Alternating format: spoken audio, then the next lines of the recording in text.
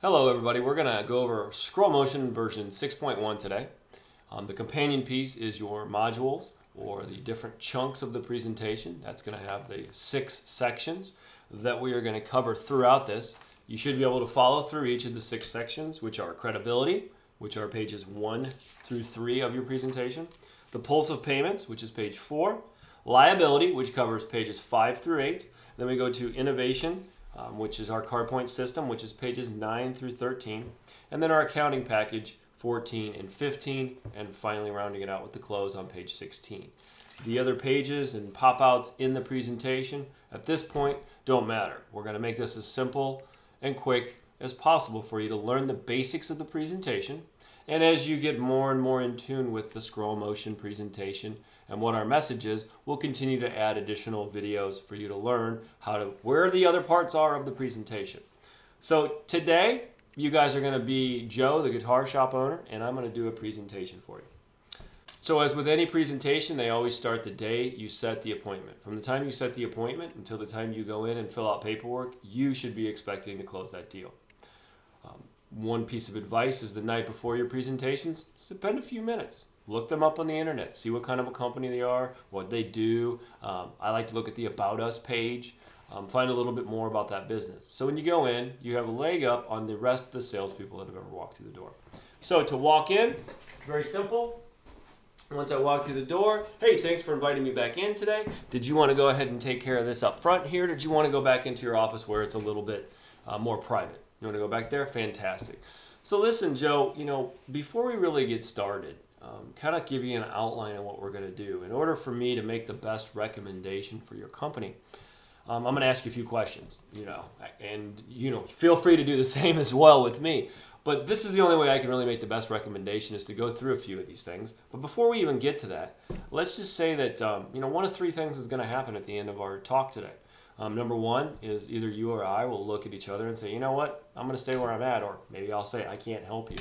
Second thing is we might need some more information or maybe a proposal or something along that line. If that happens, what we're going to do is set another appointment for me to come back in and present whatever information we need at that point.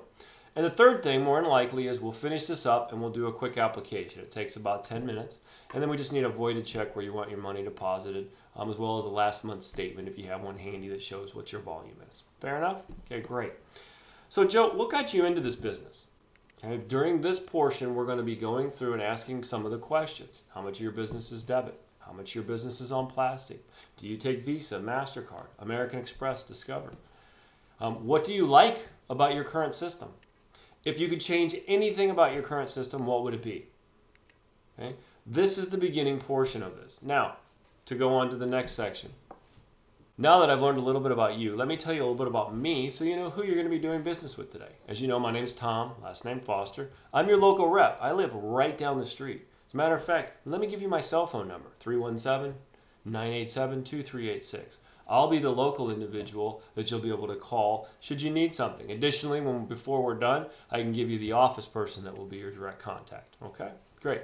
But before I got into merchant services, I had a luggage business, and I would travel around the country, doing shows about 43 weeks of the year, and it was a drag. So I decided I want to do something that's going to keep me home in my local area. And I found CardConnect. And one of the biggest reasons that I chose to do business with CardConnect and go to work for them is they're the forefront of technology. The technology that they have is what everybody else wants. It's patented. They have patented tokenization and encryption processes that protect the businesses. And for me, being in the local town here, it's one of the things that I found very beneficial. And by the way, have you ever heard of CardConnect before I came in the other day? You haven't? Let me tell you a little bit about the company that you'll be doing business with today. At this point, I'm going to open my scroll motion presentation and start going through it. So this is the screen you will see, version 6.1. So let me tell you a bit about us, because we really have set out to make payments simple, secure, and reliable. Because it doesn't matter how secure it is if it doesn't work. It doesn't matter how secure it is if it isn't simple. So we kind of took those all into stride. But CardConnect was founded in 2006. Currently, we have about 70,000 customers across the U.S. and growing every single day. Recently, some of our technology for the tokenization and encryption was purchased by one of the largest processors in the U.S. for about $750 million. That shows how important what the software that we've created and what the programs we've created are to the industry itself. Okay. So what we did as a company before we really started selling anything was we polled some people. We said, hey, what are the biggest problems in merchant services? Number one is bad customer service. Number two is people waiting on their money. And number three, confusion factor. I mean, you've seen credit card statements, right? You have to have an MBA to understand them. It shouldn't be that way. Everybody we spoke to had the same basic message. Can we make something simple? Can we make it safe? And can we make it secure? That's pretty much what we need. Regardless of the type of business that they have, regardless if it's mobile or a shopping cart, an accounting package, an ERP, a terminal on a counter, or a mobile application or an API or gateway, they wanted something and a company that could basically improve what they have. Not just a lateral move, but really help to grow their business, to arm their business, and protect their business in a manner that's never happened before. That's why some of the biggest Fortune 500 companies have chose to do business with us. You know, these guys are just like you.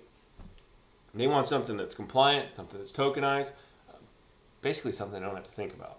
The reason these guys aren't in the news is the same reason you don't want to be in the news, for a breach or a hack or a bad thing. If you're doing your transactions correct, you don't have to worry about that. That's one of the biggest parts of going with a company like CardConnectDirect, is the fact that we have that patented tokenization and encryption process that protects you at the point of sale, at the point of card entry, as opposed to entering the data and it going off site. Makes sense, doesn't it? Fantastic. So at this point, you probably have a couple questions in your mind. And the most common question I get is, what's my rate going to be? What's my transaction fee? And in all reality, what we found is that's not the right question.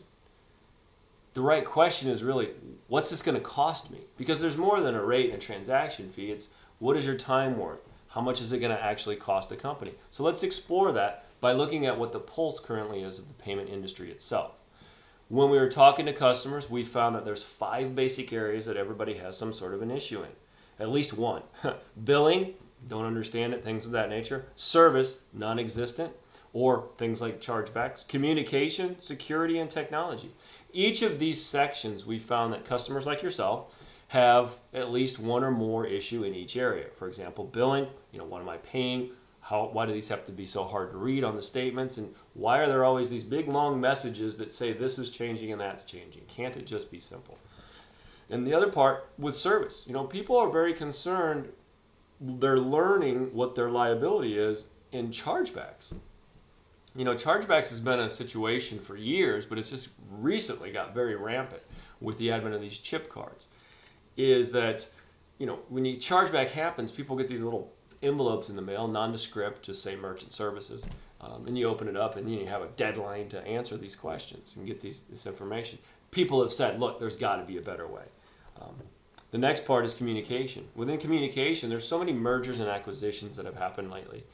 It's like, who actually is processing my credit card payments? And what kind of policy changes have happened that I've missed? What kind of updating procedures are not going on? For example, did you know that the MasterCards, they currently have ran out of card numbers? So they used to all start with a 5. Now they're starting with a 2. And if you don't have the ability to accept those cards, you can be fined up to $20,000 by MasterCard for not accepting those cards. It's a scary thing, isn't it?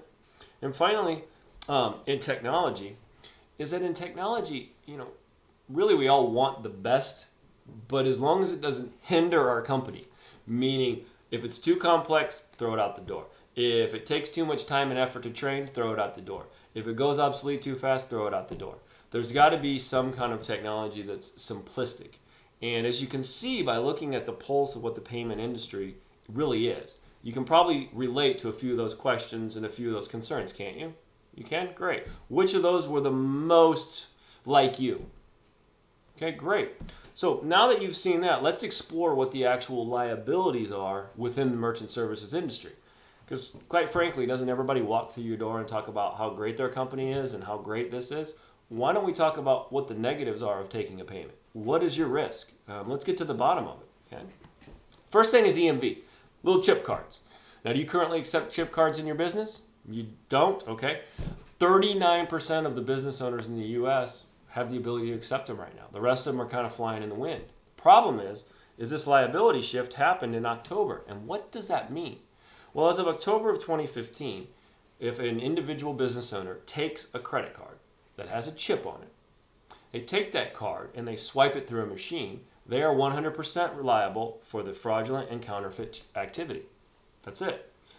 This is a bad thing because the thieves and the bad people know this also. But let me get into a little bit more about chip cards. In addition to the liability issue, let's talk about what works and what doesn't.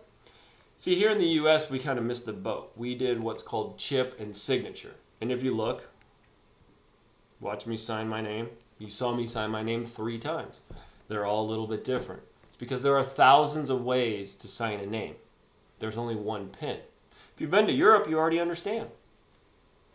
They don't take the credit card and go somewhere. They bring the credit card terminal to you. Because the way that these chip cards were designed was the chip card stays in the cardholder's hand. Therefore, you can't take it and skim it or take a picture of it. That's really what should happen. Now, eventually, the U.S. will go to chip and PIN. And when that happens, it'll be a lot safer. But currently, EMV does not protect anybody from breaches. It doesn't protect the primary account numbers. It doesn't protect the expiration dates. It still leaves your business vulnerable to fraud.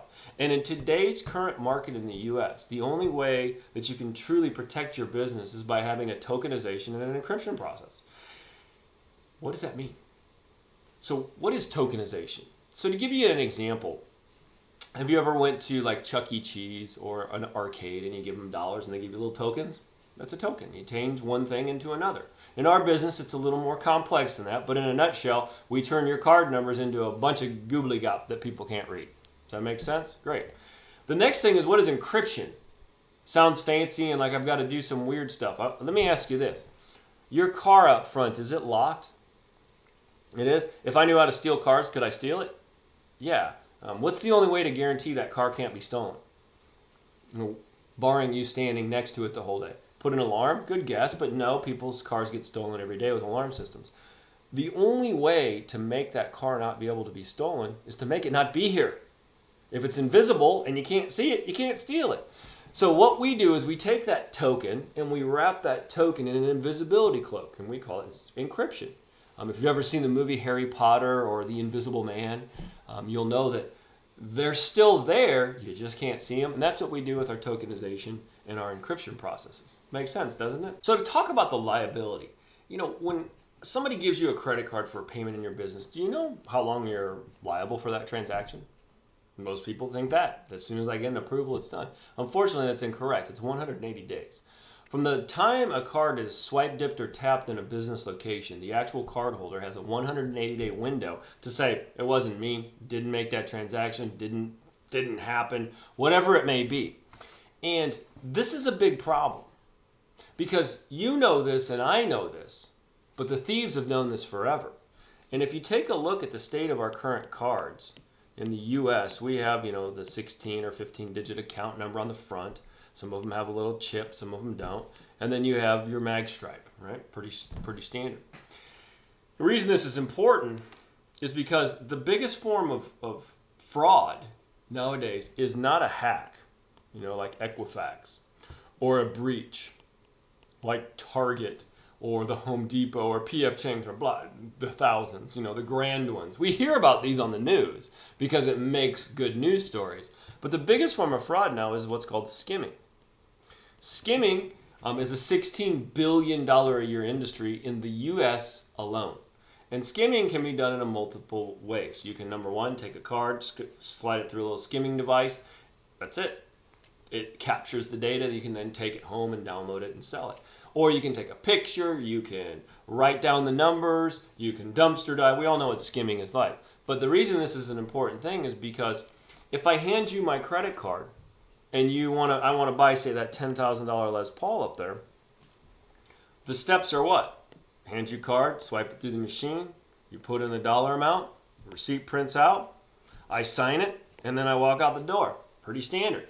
However, you, like most people, have a very big vulnerability because what in this process checks the validity of the card? What's that mean? What's checking what's on the front of the card matches what's on the mag stripe because none of us are magic. We can't read this. Okay?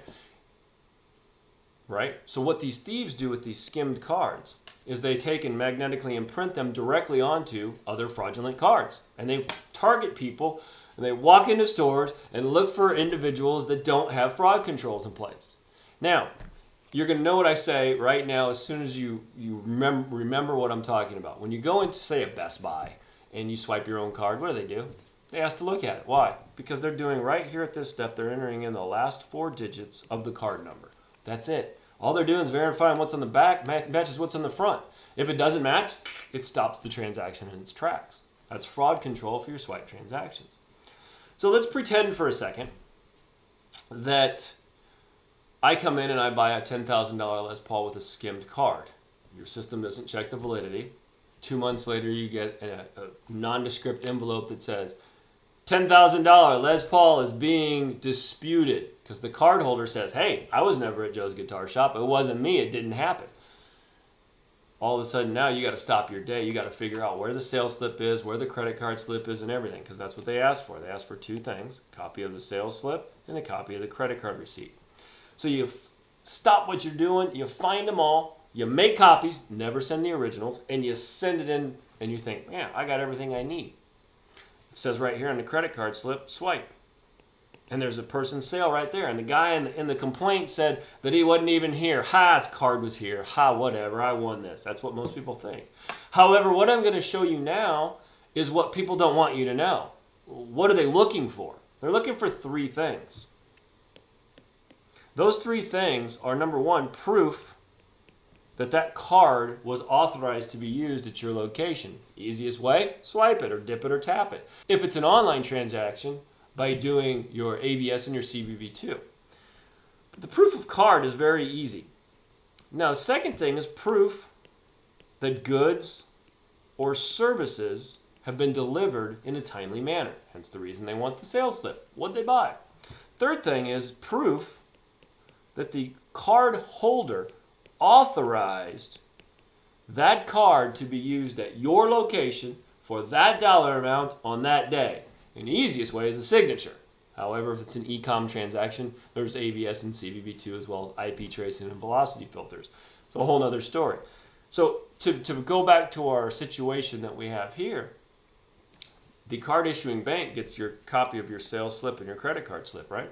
They look at it and they go, well, it says swipe. Uh-oh. The card holder said they have the card in their wallet. That's fraud. You instantaneously lose that chargeback because you didn't swipe the actual card. You swiped a counterfeit or fraudulent card. You lost. The other thing is proof that the card holder authorized the use of that card at your location. Guess what? You have a signature, but it's not the card holder's signature, is it? It's the thief. Exactly. So the only thing you really have is proof of the goods and services that were delivered at the time of the sale, which you've now lost. So the cost for those, plus the $10,000, plus the fees and the time and the effort and the energy, all because your current system doesn't check the validity of the card. Doesn't make sense to do business like that anymore, does it? I agree. So let's talk about now these cards that have the little chips in the front. Okay, this is where that liability shift is happening. If you go into a location and you notice that the store owner, the shopkeeper, does not have EMV, meaning they're swiping the transactions. Thieves and bad people take those skimmed card numbers, even though it's a chip card, and they just put it on a straight old magstripe card, knowing full well when I walk into your store you don't take it anyway, so it doesn't matter. So they target stores like yourself. So I take this card, I come in and I swipe the transaction. Because you don't have the ability to take EMV, the system doesn't even look for the chip. If you've probably done this accidentally, where you take your chip card and you swipe it by accident. What's it do? It usually ask you to go ahead and insert chip. Yeah. That's the problem, but rest assured, when we finish your application and enroll you in our program, we're going to make sure that you're set up not only with the fraud preventions, even if we use your existing hardware, we'll update the software, but also making sure that EMV is available the correct way so you don't have to worry about these. Does that sound fair? Fantastic. So in addition to some of the growth that's outpacing the service that you have, it's not just about today, it's about what's coming next. Additionally, people wanted to always talk about funds availability. When can I get my money? And then this overly complex reconciliation. These add another layer of issues that people have been dealing with. But I want to talk about how to secure your business operations, really getting into PCI. And PCI stands for Payment Card Industry Data Security Standards. And this isn't new. It's something that's been around since 2005. There are 2 steps. Number 1, you have a compliance process. And the compliance process is just simply answering a self-assessment questionnaire. Very quick, takes about 8 minutes now. Second part is your validation process. Now, validation is a little bit more complex, not really, but they just try to scan into your network. We call it a scan. We look for parts of vulnerabilities within your network, and when we find them, we tell you. You'd rather us tell you than a hacker. Make sense? Okay, great. But it doesn't matter how great a company's technology is if there's humans. And unfortunately, robots don't run the world, right? Humans do. Okay. So even though our technology takes that card number and at point of entry turns it into this big old code as opposed to sending the raw data out for an encryption, you still can't do anything about little Johnny over in the corner there. So if little Johnny in the corner decides they want to start stealing credit cards, let's say they steal 100 cards over the course of a couple months, well, the Secret Service is going to find them. Then one day they're going to walk through the door and they're going to say, little Johnny, you're going to jail. They're going to say, Mr. Merchant, Joe, Johnny has skimmed 100 credit cards. The average cost in 2015 for credit card fraud was $234 per card breached, stolen, or skimmed. That's a big number. Just 100 cards will cost your company $23,400 plus any of the forensic investigation costs, hotel bills, etc. for the Secret Service. With your current processing company, right now, if what would happen is Johnny would go to jail, they'd come in, Secret Service says, here you go, here's a bill. Say the bill with everything comes to $30K. How would that affect your day? Pretty bad. Rest assured, when we finish your application and enroll you in our program, we put that breach indemnification program. We look for the human factor. We will indemnify each merchant up to $50,000 per occurrence per location. So as you grow, this continues to grow as well. And same scenario, Secret Service walks through the door, little Johnny goes to jail, you pick up the phone and call that cell phone number and say, Tom, I need help. And we get you in contact with the breach coverage folks and they take care of it from there. Does that make sense? They're fantastic. So as you can see, we've really kind of got a pulse on what's happening in the industry. And we've parlayed that over into making sure that EMV is set up the correct way. With doesn't really do a whole lot. That's what we do, tokenization and encryption. Making sure that we protect you with that 180 days of liability, lowering your liability to the lowest possible point that we possibly can, and then making sure you're compliant with PCI validated and giving you the indemnification program. So how are we doing so far? Good. Now, where I'm about to go is where all other companies have to stop, because we're going to talk about now our network. We're going to talk about what we've built our network on first. Our network is built on 4 values. Number 1 is obviously security. It's a big problem. Because in our business, we look at it kind of like a tire. A tire you have on your automobile, you're driving, when your tire's flat, well, there's nothing you can do about it because it's already flat. In our industry, when you know there's a breach or a hack or a skimming scam going on in your business, it's too late. So it's all about preventing things before they become a problem. Security is right on the forefront for us. But also intelligent business management. What does that mean? So as a business owner, you said that about 70% of your business was on plastic. So that means 70 cents of every dollar. That means if you have a way to go in and look at how is the products being done, how is the products being sold, where are they being sold at your fingertips, it'll allow you to make better decisions for your business off-site. And then we have another thing called interchange management. So I'm going to clue you in on a little secret. We don't get interchange. Visa and MasterCard don't get interchange. The card issuing bank gets interchange. And there's a new thing called interchange optimization, which will actually reduce the interchange level, which we'll talk about in a minute. But managing this interchange helps us all because we don't make any money on it. So the lower that interchange can get, the better for all of us. Would you agree? Exactly. And then finally, transparency. We're going to walk you through every aspect of our payment processing program, making sure that you understand the reasons why they're being done the way that they're being done. And speaking of that, let's talk about mediums and methods. Like, how do you process your transactions? So for us, whether you use a CardPoint terminal, a mobile application, a virtual terminal, an integration, a hosted payment page, a point-of-sale system, or we just reprogram what you've got. We can reprogram your existing system, okay? Or we can program point-of-sale systems. For us, it's a matter of your system or ours, it doesn't really matter. Let's make this easy. Does that make sense? Okay, great. That's why we say this. Great. Let's create something great. Because as you see, we are focused on fraud prevention, making sure that you're compliant with all this, giving you the transparency. But as I mentioned earlier, it's not just about today. It's about the future. And getting technology out there that's embedded with the way your customers want to pay, but yet simplistic so that your day-to-day operations of take card, swipe, get money in account don't change. And that's really what our goal was when we did this. And that sounds fair, doesn't it? Great. So where's the secret sauce? It's right here. The difference between what we've built with our network and what typically people have seen in merchant services, we have what's called CardSecure. Now, CardSecure is the technology within our gateway. Now, what is all this? Let's kind of break it down.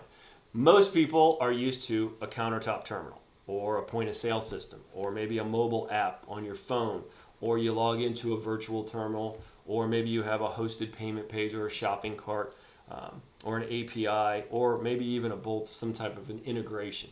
Now, what you typically will see, and what's going on with your terminal on your counter right now, is that terminal itself, it's actually processing the transaction, meaning that data goes from your terminal out into the network, into the world, and gets a yes or no and comes back. The difference is that the devices up front for us, they're just card readers. That's all they do.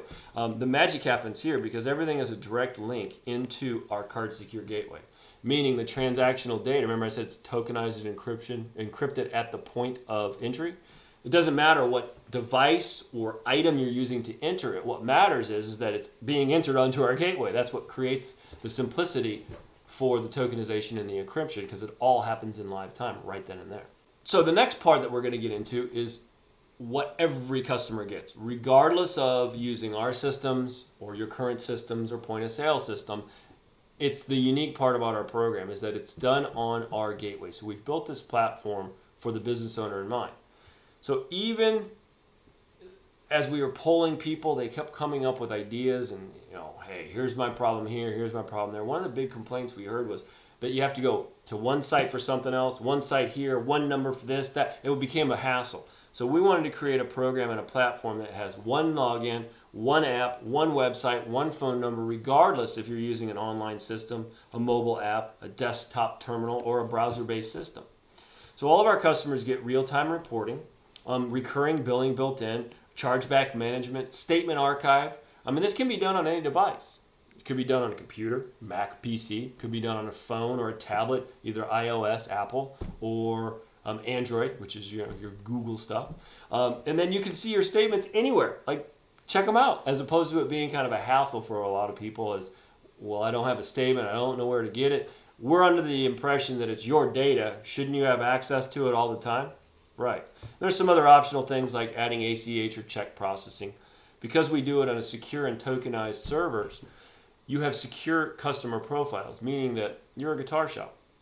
Maybe you want to set up recurring billing with secure profiles, meaning I want to buy that $10,000 Les Paul, but I don't have 10 grand, but I can give you $100 a week for the next 10 weeks.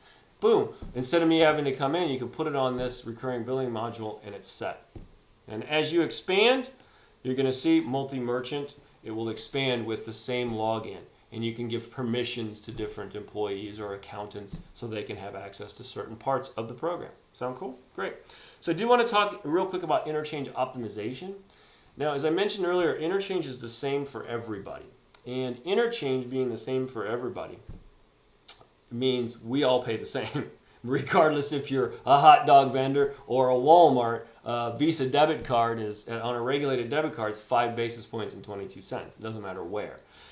But there are some things you can do, and this is called passing along the required data to ensure the lowest possible interchange rate, and that's interchange optimization.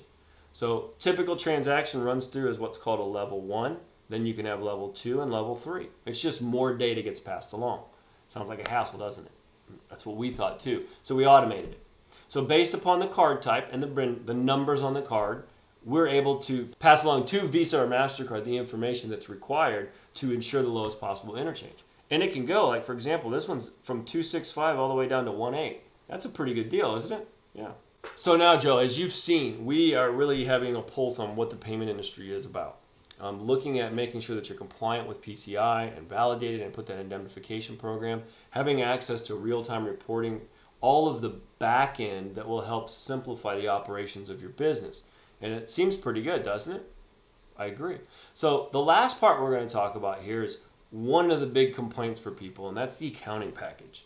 I mean, it's just numbers. It's credit cards. 1 + 1 = 2, right? Shouldn't it be that easy? So you'll find as part of our accounting package that we do limit that liability with your fraud protections. And then part of accounting is that automatic level 2 and level 3 or interchange optimization. But there's another little party that's involved here on accounting, and that's the IRS. Talk about 6050W and the IRS. This is not a new thing, but it's not complex, but at the same token, it's important because it's your responsibility to make sure that your processing company has the correct information on file with what matches at the IRS. If not, the IRS can literally withhold 28% of your money on a daily basis. Now, do you know if your current processing company has the correct information on file? I don't know. When we finish your application and enroll you in our program, we will, because we check it before we install or before we even board your account. Okay? Additionally, you get a personal dedicated account service professional. That's a first name basis, direct line access. You don't have to call an 800 number and play the lottery. You're going to have the same person every time. Additionally, we have setup assistance, meaning whenever you need a little help, that's why we have a local rep. That's why you're going to call me and I'll come out and help you. We'll schedule a time. I can help you with things like PCI. Also, when the terminal gets in, we can go ahead and take care and show people how to use that. But one part that comes up all the time, as we mentioned earlier, is pricing. So let's talk about pricing. We use what's called an interchange cost plus pricing, which I'll describe in a second. But before I get to that, I want to show you gross depositing. As a company, we wanted to make it easy. And what does that mean? We are what's called a full acquirer, meaning we process Visa, MasterCard, Amex, and Discover. We process all the cards. Not unique. Everybody does.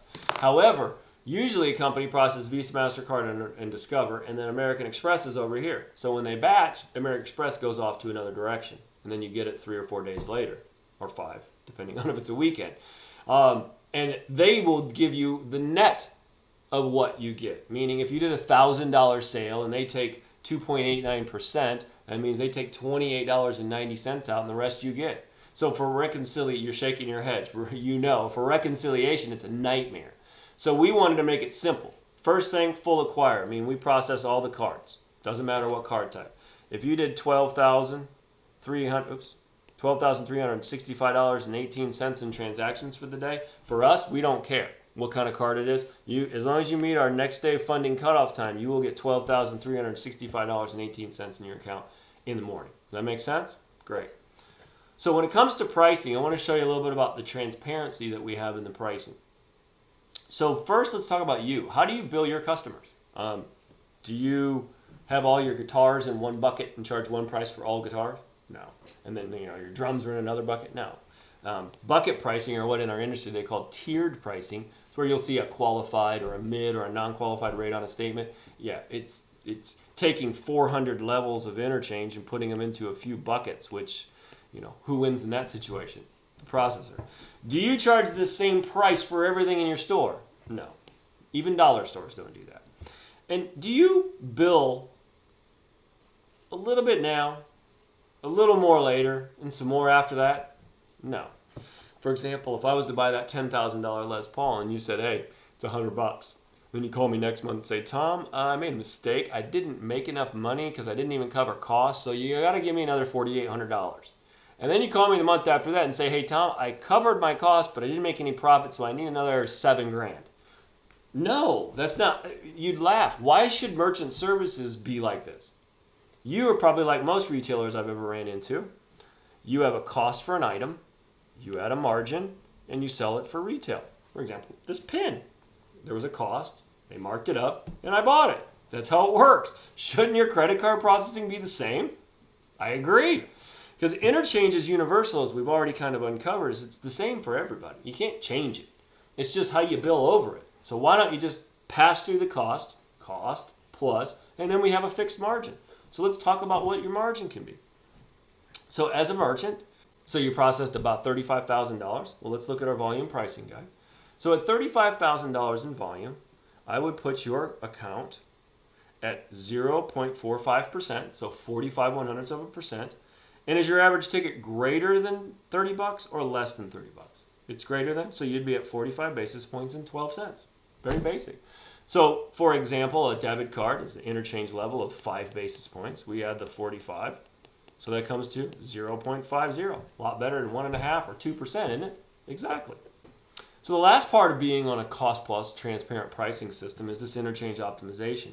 Because we're doing everything on our network, we are able to pass through all of the required information to ensure the lowest possible interchange level on that transaction. But there's another thing. It's called the Durbin Amendment, and this was passed back in 2011.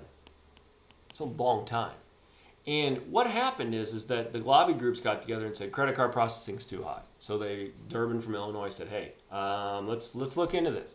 And they went, well, what do people use the most? And they found the number one transaction is a debit card. No surprise here. Is a debit card actually a credit transaction? No. What is a debit card? It's cash. If I hand somebody cash, does somebody come running from the back room and say, hey, give me a quarter? No, it doesn't happen like that.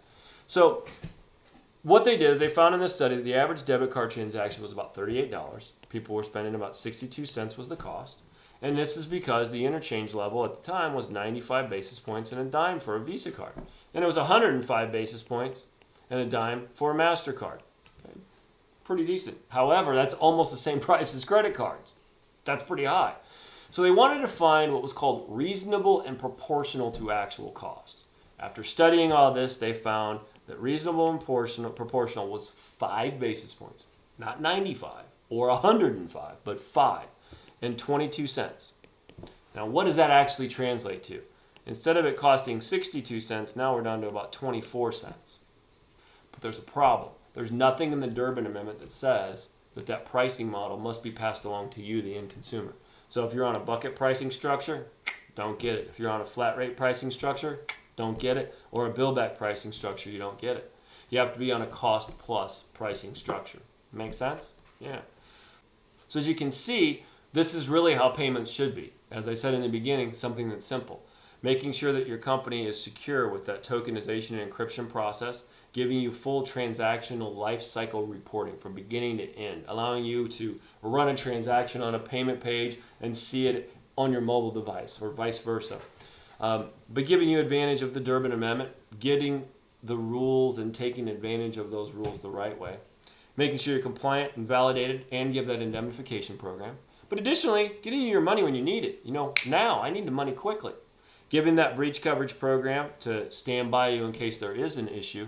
But one more thing I want to bring up, and that is a billing process. And I'm going to ask you a question. If you processed $10,000 in sales and you processed $1,000 in returns, how much money did you process for the month? $9,000. That's what most people think. However, the question was, how much did you process? You processed $11,000 because you did $10,000 out or in and $1,000 out. That's called gross billing. The majority of processing companies out there nowadays bill you on the gross, meaning you get billed when you make the sale and you get billed when you make the return. Part of being on that cost plus transparent pricing structure is that when a refund is done, there's reverse interchange or what they call credit refund groups. The money comes back from the issuer because they didn't earn it. It comes back to the processor. They don't pass it on to you. So that's one of the neat things. A lot of people in your position went, wow, how many refunds have I done where I've got double charged? Yeah, that's what happens. But Joe, I want to let you know, I know that I'm not the last individual that's ever going to walk through your door. The biggest reason people would say, you know what, I'm going to leave my credit card processing person is because of pricing, right? So because we have a written merchant assurance policy, from now until the end of time, if another individual walks through your door and says, hey, I'm going to do better than what Tom can do, we will meet that price or we will beat that price or we will pay you $500 to leave us. Does that sound pretty cool? And not just lip service. This is in writing. I'll send you a copy of this so you can actually put it on your wall if you want to. Okay. But additionally, a lot of individuals in your position are like, wow, this is a lot of stuff to take in. This sounds great. But you know what? It doesn't really matter until you actually use it. That's why what we're going to do is finish the application and roll you in our program. And for the next 60 days, I want you to evaluate me, my company, my product, and my service. If it's not everything I said it was today, there's no penalty to leave me. Just take off. Call me and I'll come pick up the system that we install. And if there's a charge to put you back to your current company, we'll pay up to $150. Does that sound fair? Great. Well, let's get started. Are you a sole proprietor or a corporation? And that is a typical presentation. Now, it's not meant to just be regurgitated to a merchant without any interactivity. However, in this training mechanism, this is what we have to work with. So hopefully this answers some questions. We're going to do some additional videos on some of the objections that people give you, like I want to think about it, or I need to talk to so-and-so. I'm going to continue to do another video like that for you guys. But for now, this will give you a good understanding of the basic portion of the presentation. Hope you guys enjoyed it. Thank you.